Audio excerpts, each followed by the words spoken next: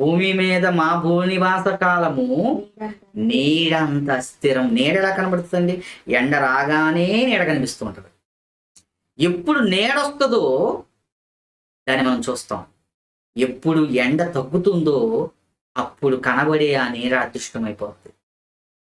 అంటే ఇప్పుడు దీన్ని నీడతో ఎందుకు పోల్చాడంటే, నువ్వు భూమి మీద బ్రతికేది కొన్ని రోజులే, కొంతకాలమే. అది 30 ఏళ్ళ, 40 ఏళ్ళ, 50 ఏళ్ళ,